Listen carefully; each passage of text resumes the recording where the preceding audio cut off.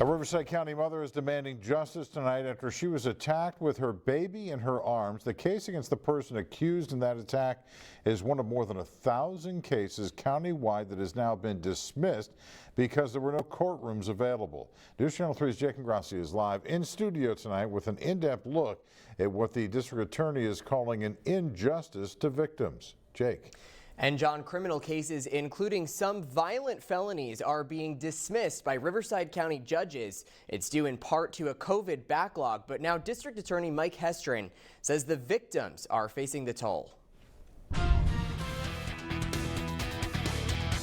Riverside County mother caught on grainy surveillance video being attacked with her 1-year-old daughter in her arms. Hearing my child cry in my arms, it broke me as a mother. Clarissa Guevara says it was a former friend who attacked her, stemming from a domestic issue in the parking lot of a Hemet apartment complex. As Guevara tries to heal from the May 2022 attack, the attacker, who was charged with misdemeanor child endangerment, had the case dismissed last month by a Riverside County Superior Court judge. She punched my daughter in the face, my 1-year-old daughter. That scream that I heard that day, I would never forget that scream. That scream hurt me. Guevara's is one of nearly 1,100 criminal matters that have been dismissed countywide in the last 10 weeks. The reasons? A chronic shortage of judges, COVID continuances, and a lack of available courtrooms. It's resulted in a backlog of about 2,200 cases, with more being dismissed every day.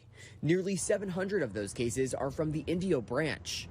83 of them are violent felony cases that include charges like attempted murder, assault with a deadly weapon, sex crimes, child abuse, and domestic violence. Riverside County District Attorney Mike Hestrin is publicly speaking out against the dismissals, saying in a statement, 1,000 cases dismissed is 1,000 too many. These are real cases with real victims. Our victims of crime are being deprived of justice. Advocates say the victims pay the price in this scenario. They're already shaken up, and the dismissals could frighten them further. It is very devastating for a lot of victims to have to experience certain things in the criminal justice system, especially seeing cases getting dismissed where basically they feel like the system's saying, well, what happened to you is not important. It's not even a crime in our eyes. The DA's office says misdemeanor cases like the May 2022 attack can't be refiled, but Guevara isn't giving up. I'm trying to figure out why she's not being held responsible for hitting a 1-year-old child. But I'm trying my hardest to have my baby's voice heard.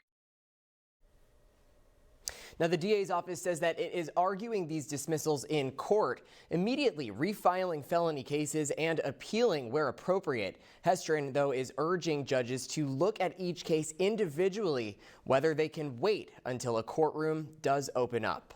Live in studio tonight, Jake Gracia, News Channel 3.